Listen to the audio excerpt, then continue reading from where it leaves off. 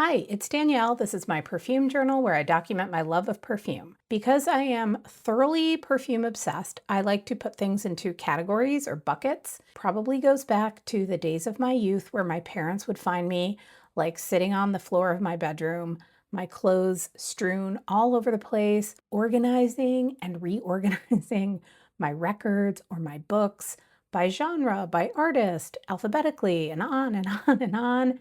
This is something I still do with my perfume collection, organizing and reorganizing my bottles and my samples just for the fun of it. Something about utterly pointless reorganization is so pleasing to me, and I am sure that I will never get tired of doing it. So when I'm not like physically organizing and reorganizing my things, I'm doing it mentally.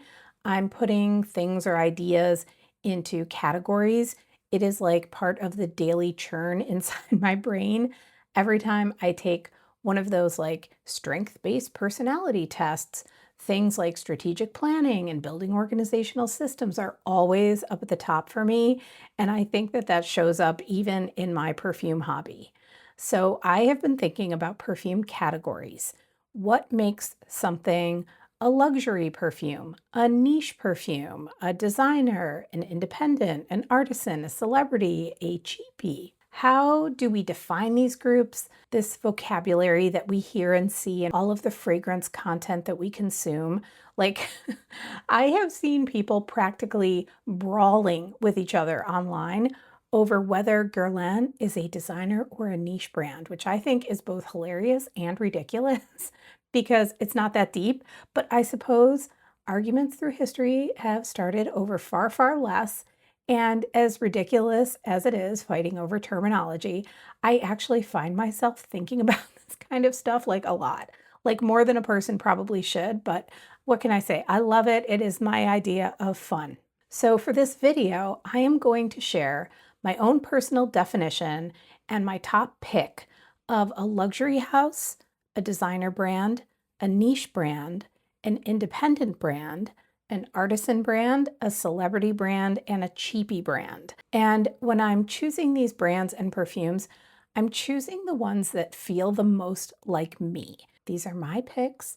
I have not experienced or smelled every perfume ever created or every perfume brand in history. I am basing this just on my own smelling experiences, the brands and the perfumes that I am familiar enough with to talk about with at least like a modicum of understanding and depth. None of these are brands or perfumes that I just gave like a quick sniff of at a Sephora or a Macy's. I have spent enough time with them to be able to talk about them and explain why I feel this connection to this brand and why the particular perfumes from that brand feel most like me. Okay, let's start with luxury. I mean, what even is luxury when it comes to perfume? Because like at its core, perfume itself, any perfume is a luxury. It's not a necessity. We don't need it to live. We don't need it to survive. And so by default, all perfumes really fit that definition. But for the purposes of this video, I will define luxury perfumes as those that are specifically created to be exclusive in some way, to attract a particular audience by their quality, by their price point. Usually these are perfumes that come from like legacy designer brands like Chanel, the Les Exclusifs line, Dior or Armani's Privé lines. The names themselves suggest luxury, exclusive, private, created for a very specific audience. But many of these perfumes have seeped into the mainstream and now they sit side by side on shelves next to bottles that are shaped like chocolate bars. So I have like mixed feelings about these lines. The price points are outrageous. We are paying for marketing, we're paying for packaging, and more than that, we're paying for status. But then again, you could say that about many perfumes. So at the end of the day, I'm setting all of that aside because if people want to spend $500 on a bottle of perfume that makes them happy, that brings them some joy, then I say go for it. You will get no judgment from me because joy is joy no matter how or where you find it. And if it fits within your budget, I say enjoy yourself. So The luxury brand that I have chosen from all the luxury brands that I have tried to talk about today is Henri Jacques. So Henri Jacques began as a completely bespoke house. It started as a husband and wife endeavor that was then handed down to their daughter Anne, who has expanded on and modernized her parents' vision of an haute perfumery without any compromise. She has partnered with a creative director and a designer to build upon the foundation of the original Henri Jacques brand. And in 2014, this once quiet and somewhat private brand moved into the Salon de Parfum on the 6th floor of Harrods in London. So now the brand has boutiques across the globe, and experiencing their perfumes is a true luxury. It's a really special thing. I have been to Henri Jacques exactly twice. The first time I went, I was far too intimidated to enter the super fancy part of the salon, but I was very kindly given a blotter of the first of two perfumes that I will tell you about today, a blotter that held its scent for weeks after the spraying. The second visit to Henri Jacques was much less intimidating. And even though the sales associate knew I was not the buying kind of Henri Jacques customer, she still invited me behind the velvet curtain, literally behind the velvet curtain, and she let me smell anything and everything I wanted to smell. And I didn't want to be greedy, so I just chose a few perfumes to sample from their Essence line. And again, the scent from these blotters gave me weeks of enjoyment. So if money were no object for me, if I were to trade in half of my perfume collection for just 2 bottles, these would be the ones. So the perfume that captured my attention more than any other was the very first one I ever smelled from Henri Jacques, and it's called Myosotis. It is $800 for a 15 ml Essence bottle, or $800 for 75 ml of the spray called Le Brume. It is $1,270 for the 30 ml Essence. This is not joining my collection, but this part of the video is just for dreaming. This perfume is the most exquisitely crafted spicy amber perfume I have ever smelled in my life. It nearly brought me to my knees, I'm not exaggerating, when I first smelled it. In the top, it is hawthorn, ylang ylang, and jasmine. In the mid, it's clove, orange blossom, and tuberose. And in the dry down, benzoin, iris, and vanilla. It is spicy, rich, luxurious, opulent. It's vintagey florals with just that perfect dose of spiciness, resting on the softest bed of, imagine if like a resin could be creamy. That is what this smells like. It is spectacular. And if I were ever to have a perfume wish granted, Myosotis would be the one. Next is Rose Snow. I have never in my life experienced a perfume like Rose Snow. It's rose, lemon verbena, and iris. That is it. It is bright, it is green, it is citrusy, stemmy, freshly cut roses, brimming with rose oil. You can just feel how much rose oil is in this perfume. It smells white and cold, and the perfume itself is crystalline. It literally crystallizes into this like gel-like glittering, shimmering substance that is hypnotizingly beautiful. And I sort of remember reading somewhere that the reason behind the crystallization of the perfume is the kind of rose oil that they use, something about roses that grow at a certain altitude.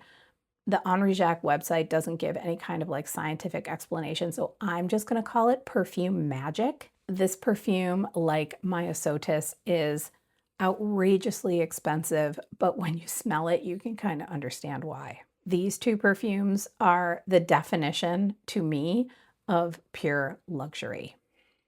Okay, so now the categories of perfumes that exist outside of my dreams, let's move to designer. And My definition of a designer brand is one whose perfumes accompany another type of design. It could be fashion, shoes, purses, furniture. So everything from H&M to Carolina Herrera to Marks and Spencer to Prada. Generally, these brands are somewhat familiar, maybe even a household name. There's certainly a fair amount of overlap between designer and luxury. Usually that comes around in the various lines, the exclusive lines that some of the bigger houses offer. So Chanel has its mainstream perfumes, but it also offers les exclusifs. Dior has had countless mainstream perfumes and their Privé line. So the question is, where does Guerlain sit for me? I categorize Guerlain as a designer brand. Even though they are primarily beauty and fragrance focused, they're large, they're well known, they can be found just about everywhere, and they do have their own exclusive luxury line, the Art et la Matière line. So I would love to know what you think about Guerlain. Are they designer to you? Are they niche? Does it even matter? Probably not, but it's still fun to talk about. But there is one designer brand that I feel the most connected to as a perfume enthusiast. It is one of the brands that jump-started my love of fragrance in the 80s. I still remember the very first time, the exact moment I smelled the perfume that I have since emptied bottle after bottle after bottle of. It is one that remains in my collection today, 40 years after I discovered it, and the brand is Givenchy. It was founded in the 50s, and for 4 years in the 90s, the legendary Alexander McQueen was at the helm, and I love Alexander McQueen. And when I think about the Givenchy style, it conjures names like Audrey Hepburn, Lauren Bacall, Greta Garbo, like everyone in Madonna's Vogue lyrics. Now, admittedly, I've not really kept up with the creative directors or the designers since the 90s, but the perfumes are another story. Over the years, Givenchy has given us iconic lines like L'Interdit, Amarige, Irresistible, Ange du Mont, Gentleman, Dahlia, Organza, just amazing, amazing lines of perfumes. So which two perfumes win the badge of honor for me? Well, I have to start with the one, capital T, capital O, and it is Ysatis. It is aldehydes that give way to these screaming florals. All the heavy hitters are here: jasmine, tuberose, narcissus, rose, ylang-ylang, iris, orange blossom. There's a drizzle of honey here, and the warmest woods and spices with the naughty stuff. There's civet and oak moss in this, and it is so gorgeous. I can still remember the first time I smelled this. I was in high school. Some of my class had just gotten back from a trip to France. I desperately, desperately wanted to go on that trip, but we could not afford it. Ysatis had just been released. It was either that year or a year earlier, and it hadn't quite made its way to the US yet. And one of my classmates who went on the trip walked by me, and I instantly was like, "Oh my God, what are you wearing?" And she said it was Ysatis from France. And I did not stop thinking about that perfume. And when it finally got to stateside, I had either saved up my money for my after school job and babysitting, or I asked for it for Christmas or birthday. I'm not sure which. But the second I sprayed Ysatis on my own self, something just clicked. Kind of like when I met my husband, but in the inanimate object, non-romantic kind of way, like a puzzle piece that just fits. Ysatis is just one of those perfumes that has to be experienced. Plenty of people I know hate this perfume. Could be too sharp, too strong, too much, but to me, it is just perfect. So I flip-flopped between the Lange line and the L'Interdit line for my second choice from Givenchy. Lange Noir is one of my favorites from the brand. It's one that I actually was not sure about at first, and now I cannot imagine how that even could have been the case. Smells like soapy toast, and I love that. I love a perfume that smells like nothing else out there. It is truly a unique scent that sets itself totally apart. But in the end, I'm going to go with a perfume that I recently decluttered, not for any love lost, but simply because the bottle is so heavy and it'll be easy for me to replace it when we move. and that perfume is L'Entrée Rouge.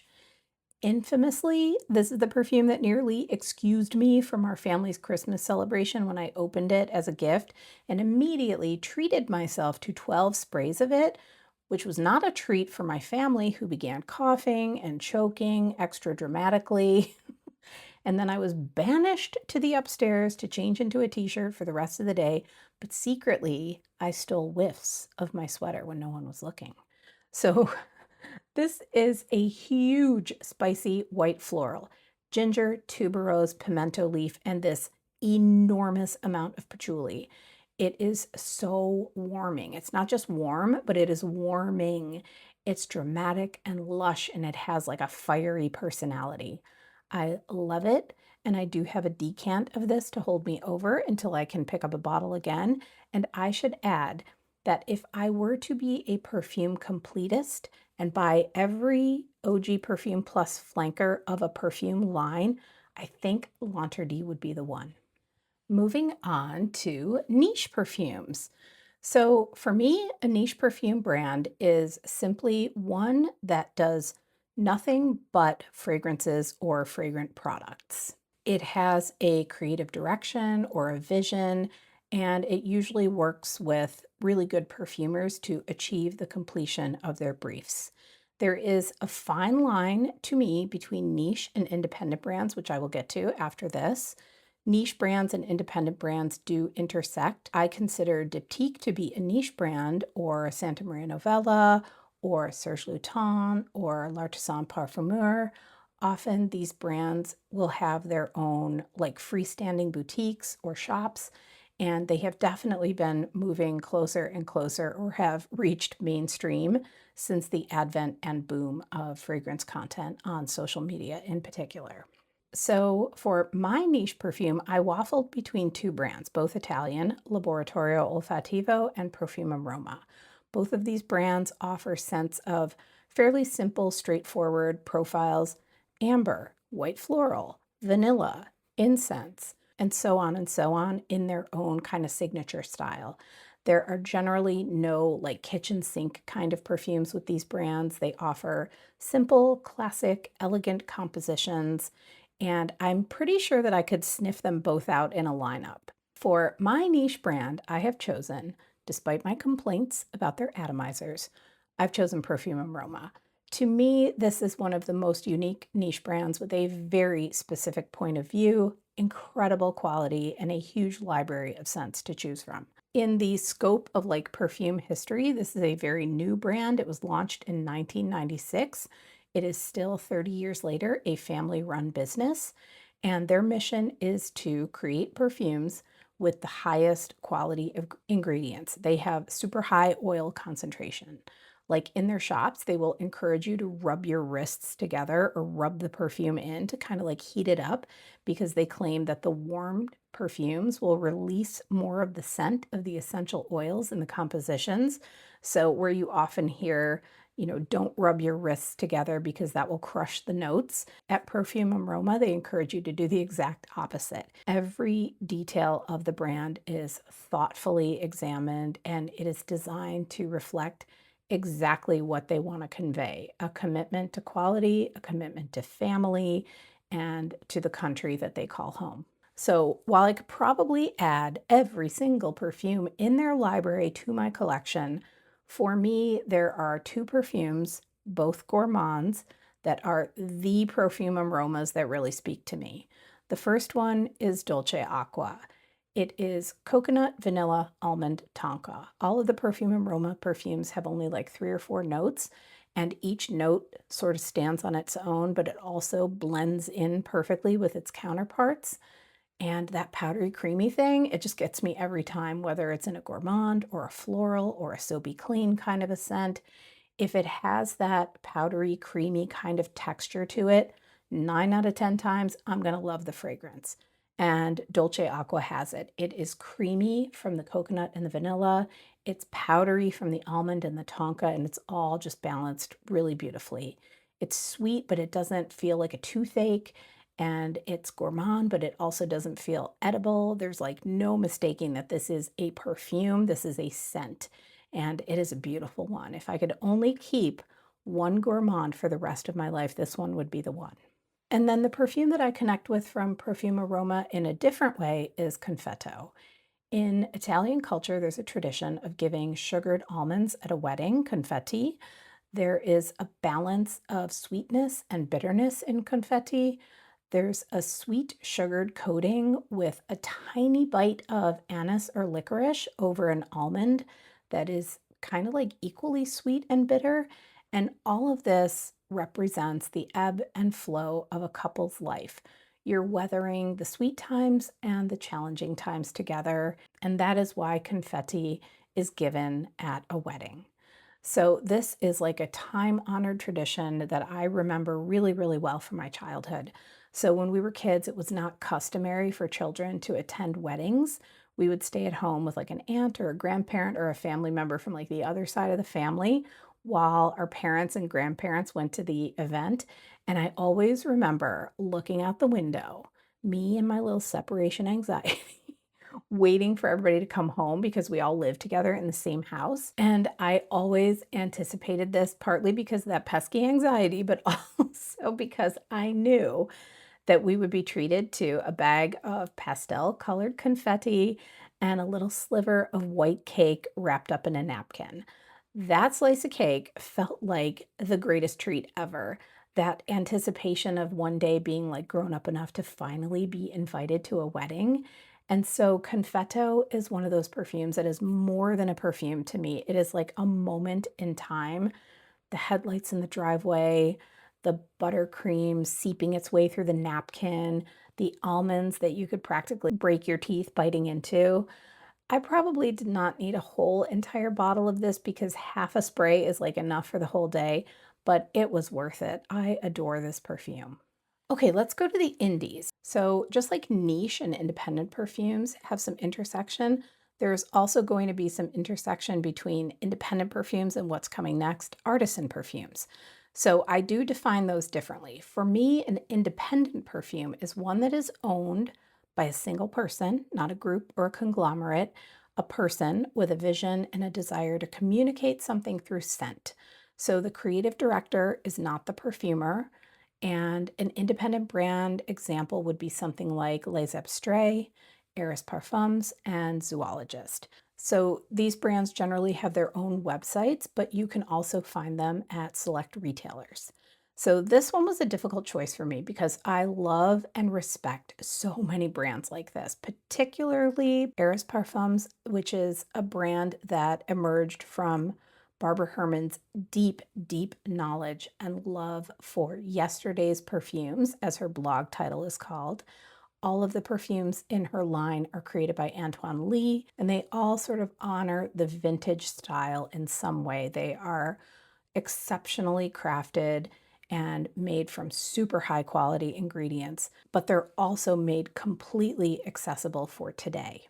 But if I'm choosing the independent brand that really resonates most with me, it would have to be Zoologist. So Victor Wong, the brand owner and creative director, he did something really, really special, really innovative and unique when he dreamed up this brand. Each perfume not only named for, but also scented after an animal. Its appearance, its habitat, its behaviors, its diet, its sounds, its smells, all captured by different, incredibly talented perfumers and presented in bottles with these beautiful portraits of the animal subject. I mean, imagine dreaming up something so fantastic as that. And from all accounts, Victor Wong is the nicest, humblest brand owner you could ever hope to meet. Maybe 2 years ago, I had reached out to Zoologist because they used to take appointments in their Toronto showroom at their manufacturing site. And I was going to be in Toronto and I really wanted to go and make a purchase of this bottle of Nightingale in person.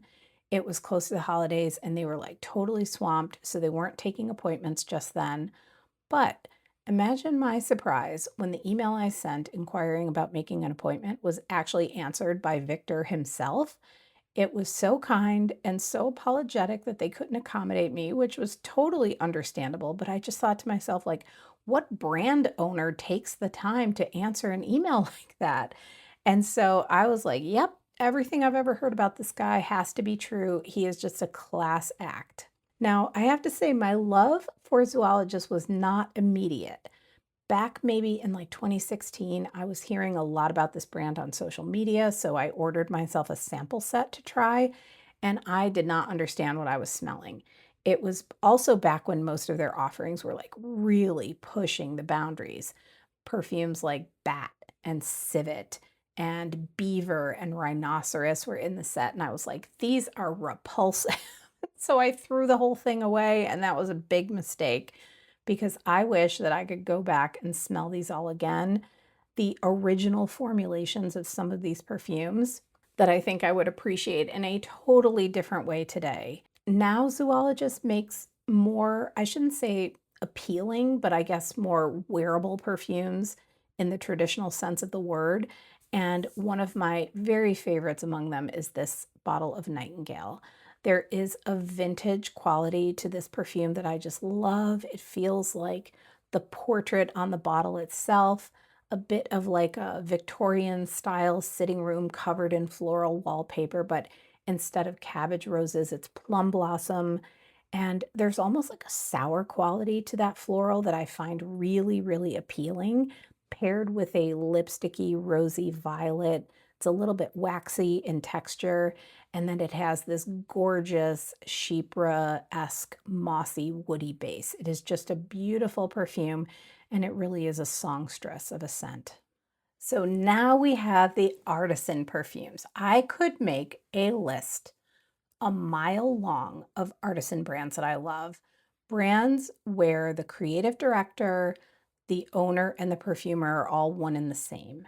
So on this channel, I have spoken about 4160 Tuesdays, Perfat, Darren Allen, Filigree and Shadow, Perfumer H, Heeley, The Zoo, Fizzotic, Parfum d'Empire, probably even more that have escaped me at this very moment. So of course, this is an especially tough choice because like, how do you choose a favorite artist or a favorite work of art? But in the end, this isn't really about choosing favorites. This is about selecting the one that feels the most like me. And I think at different times in my life, I would have chosen any one of these brands. But for now, for right now, I am feeling a particular connection to Heeley. I don't have a single bottle from this house. Every time I sample one of their perfumes, though, I think I should have this in my collection. There hasn't been a single Heeley perfume that I haven't said that about. And these days, there has been one perfume from Heeley specifically calling my name, and that is Note to Yuzu. I first discovered this one just a few short months ago in one of my sniff-alongs, and it has been on my mind ever since. I drained my sample of this wonderfully tangy citrus perfume. It is that perfect balance of like sweet and sour. And I've said this before, but James Heeley has this knack for taking notes that are like notoriously fleeting and making them last a very good long while in his perfumes. And in Note de Yuzu, there's also a bit of saltiness and dry vetiver that takes you like right to the coast, right to the coastline of everywhere. And it is a fabulous, fabulous scent. Next, we have the celebrity perfumes. This category is pretty self-explanatory, a perfume brand with a celebrity's name behind it. And I think you can probably guess which one I'm choosing here from my favorite square peg, because that's who she will always be to me. It's got to be Sarah Jessica Parker. Celebrity perfumes, they get a bad rap.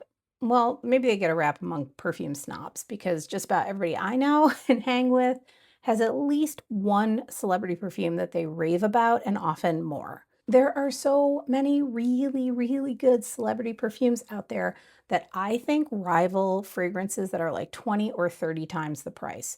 And as far as my SJP goes, I think you know what I'm going to choose, and it's Stash. The best woody perfume, and it's under $30. It is so unique. There is nothing else like Stash. It's a bougie bonfire. It's smoky, but it's not like in a choking kind of way. It's smooth and warm and spicy and aromatic. Anybody can wear it. Anybody can wear it. And it is now one of only 2 perfumes in my 40 plus years of this whole perfume thing that I have a backup of. Perfume is kind of like clothes. We all have those articles of clothing in our closets and those perfumes in our collections that no matter when we wear them, we just feel most like ourselves. And that is exactly what Stash does for me. Finally, the cheapies. Now, to me, the word cheapie is a badge of honor. I also like to call cheapies affordable gems. Brands like Elizabeth Arden, Grey, Cacharel, Jean de Provence, Chopard, Guess. Some of my all-time favorite perfumes come from these brands, and for good reason. They make a damn fine perfume. And so if I had to choose the one that feels the most like me, and it was a toss-up between Grey and Cacharel, in the end, I'm going with Cacharel. Similar to Givenchy, Cacharel is responsible for some of my most formative perfume experiences. Anais, Lulu, Eden, but the Cacharel that currently feels like a second skin to me is Noah. Noah is such an interesting perfume. It is that soapy, creamy, lotiony kind of scent, but it also lives in a cafe in the woods. It has this wild concoction of notes going on, airy florals like freesia and lily of the valley, stone fruits like peach and plum. Then there's frankincense and coffee and woods and grass. It's one of those perfumes that you look at and you're like, how is this even going to work? And then you wear it and it just does. It is so interesting, it's so unique, and it's one of those perfumes that I just cannot stop sniffing on myself whenever I wear it. Okay, so a little departure from all my declutter content for a little bit of introspection about some of the perfume brands and perfumes that I love the most and feel the most like me. And I would really love to hear what you would choose for these categories. Which brands and which perfumes from those brands really feel the most like you? What are you most connected to? Are you a Chanel? Are you a Dior? Are you a Raja? Are you an Armani? A Parfums de Marly? A Brittany? A Parfat? I would love to know. So thank you so much for watching. Thank you for spending your time here with me, and thank you for chatting perfumes with me in the comments. If you are a subscriber to the channel, also thanks. And if you have not subscribed and you would like to, that would be really cool. I hope you have a really great day, and I'll see you in the next video. Bye.